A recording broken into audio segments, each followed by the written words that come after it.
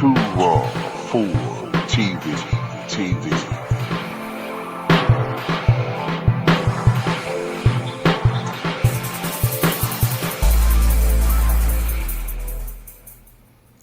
What's up, YouTube? This is Too Raw for TV, aka Darth Apocalypse, and there is a stunning development that has occurred when it comes to this situation involving LeBron James.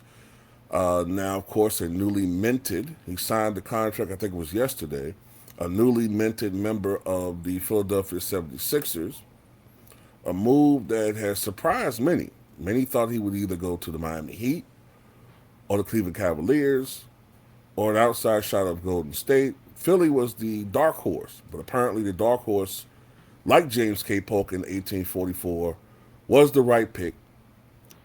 And that is, I know people are going to get that reference, I get it, but that was the right pick. And that's his new team. It's also a super team. I don't care what anybody says. A FadeawayWorld.net article from earlier this month, before LeBron James joined the team, referred to them as a super team. Potentially, as long as everybody stayed healthy. This is before LeBron joined the team. So there's already, unless they have that article scrubbed from the internet and scrubbed from FadeawayWorld.net, there's already an article confirming what people already was thinking. So fellow deck stacker Kevin Durant, who we all know 10 years ago, when he couldn't overcome the Golden State Warriors in the Western Conference Finals, blowing a 3-1 lead with the Thunder against the Warriors.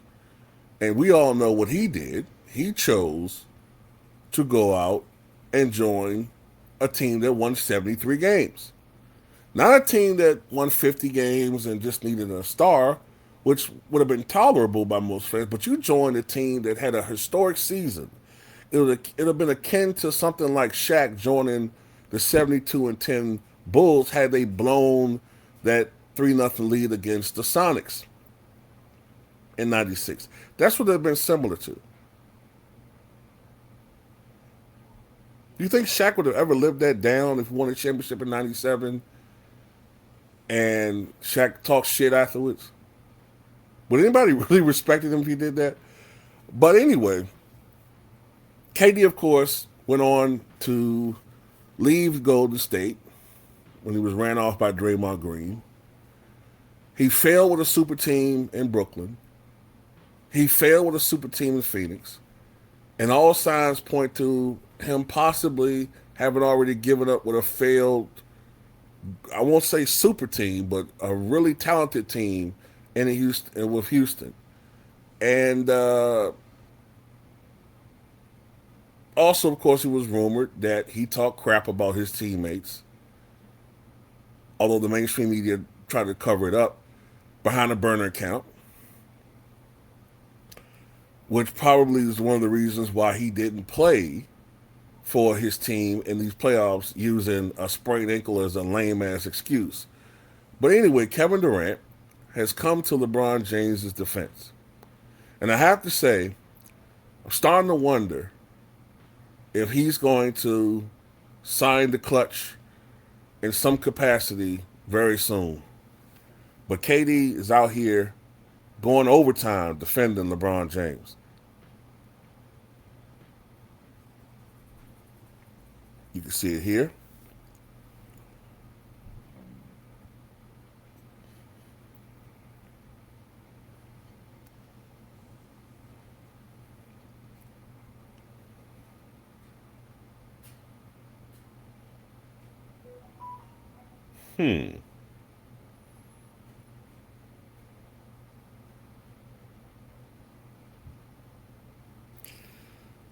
Calls people miserable fans that hate everything. Just shut up and tune in like you always were going to do. That's more of the elitist mentality that KD has.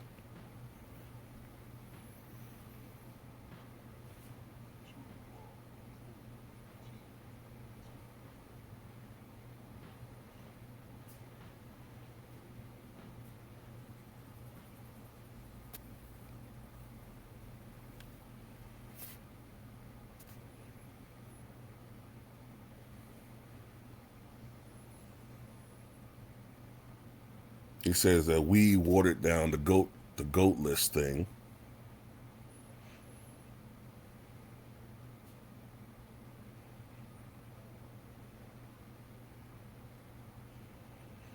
He calls all of us lames. Players been switching teams since the 80s due to knowledge. Says we don't show the same energy when general managers form super teams.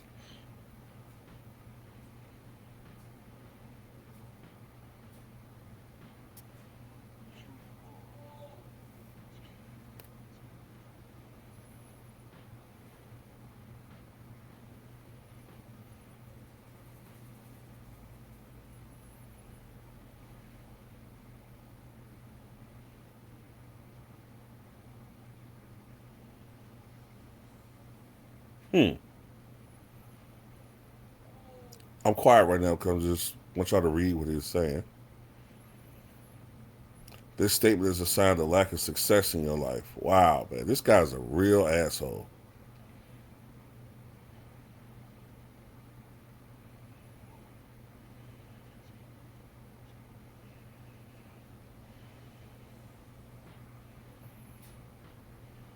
Then he flips it on the fans, talking about we're too emotional. But yet you hide behind burner accounts threatening to fight people. Then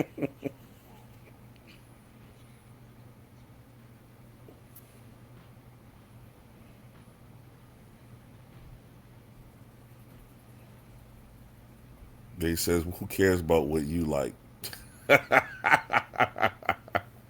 I'm telling you, man, these guys really don't like us, man, as fans. They don't like us, they don't respect us. And it's funny because us buying tickets indirectly pays them. Not directly, but indirectly. Buying tickets to watch them play their sorry ass brand of 3-point shootout. 'Cause that's what the game is now. And look, man.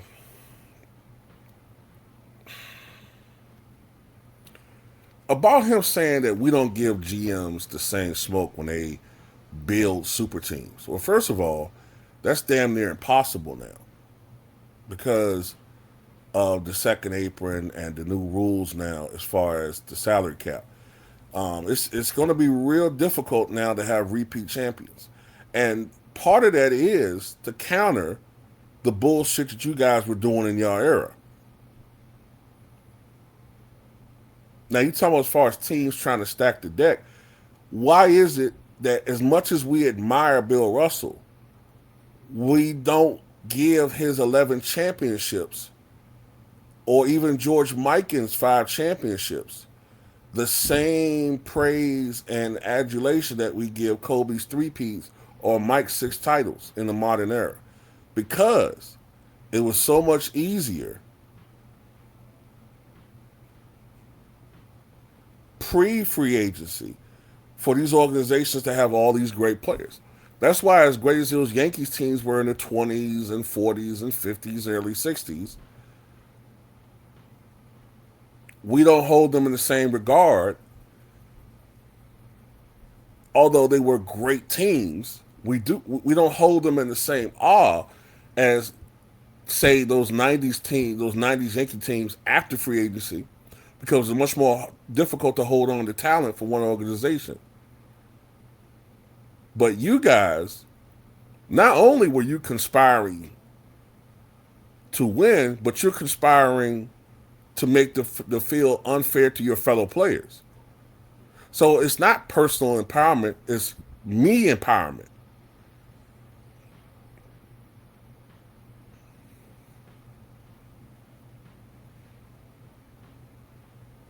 When LeBron James was stacking the deck with those Cavaliers teams, those Miami Heat teams, in a weak ass Eastern Conference, one of the reasons why it was so easier for him to make it to 8 consecutive NBA Finals is because not only does he have a great team amidst a weak conference where his competitors were Paul George and DeMar DeRozan and Kyle Lowry, and that's about it. After the demise or the decline of those Celtics teams and the Heat, and the Nets and the Pistons, he has all the talent consolidated on his team in the East.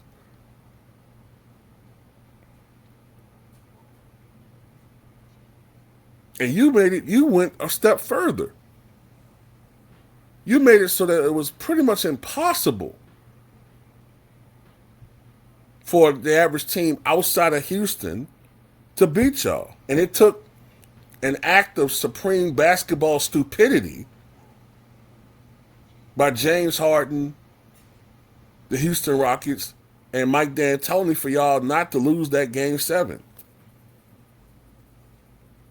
At the end of the day, most basketball fans think that you guys have ruined the fucking game. Period. You got fucking college players already load managing. They weren't doing this shit even 5 years ago. You got college players load managing because of you dudes.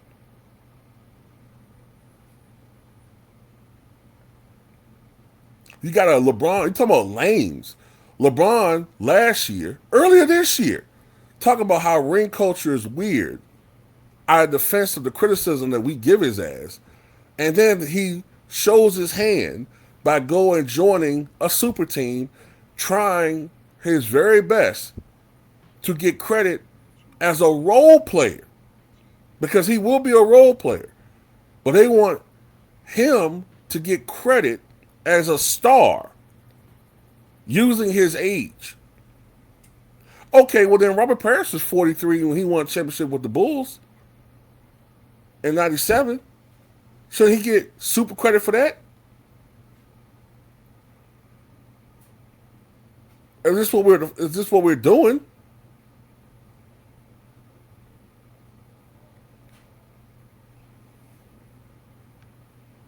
It ain't just coming from us fans. Charles Barkley, when he's coherent, he's been one of the biggest critics of you guys. And no, they weren't fucking joining super teams in the 80s. What are you talking about? Give me an example of somebody joining a super team. Are you talking about Dennis Johnson? Is that what you're talking about? When Dennis Johnson joined the Boston Celtics in 80, I think it was 83? Is that what you're talking about? Because the team that they were trying to compete against were the Philadelphia 76ers. And they needed a point guard because the point guard that they had, which was Nate Archibald, had aged out and was about to retire. And they needed somebody that could guard Andrew Toney, who, had it not been for the foot injuries, would have been a first ballot Hall of Famer. He was called the Boston Strangler because he was destroying Boston that fucking horribly. So that's why they got Dennis Johnson. It wasn't to put them into a position where, oh, they just gonna beat everybody and be a fucking 70-win team. They needed it to compete against the Philadelphia 76ers.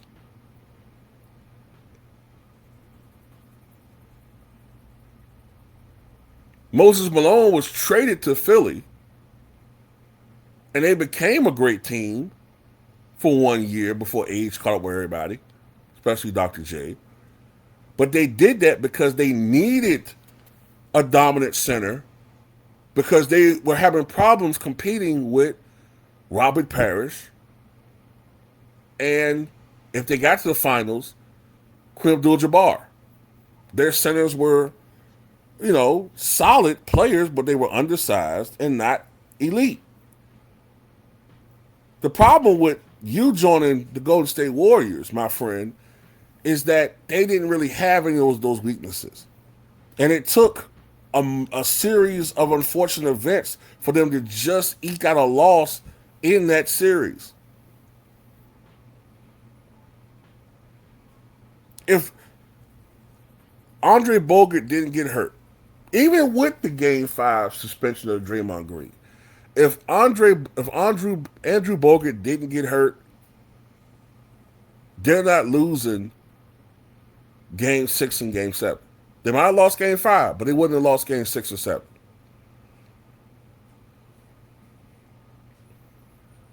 That's how badly they missed his rim protection. They didn't need you. You were overkill.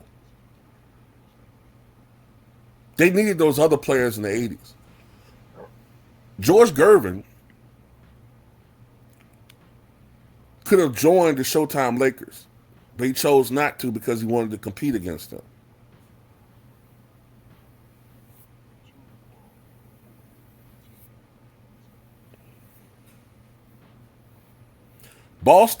Detroit traded Adrian Dantley, a 2-time league scoring champion.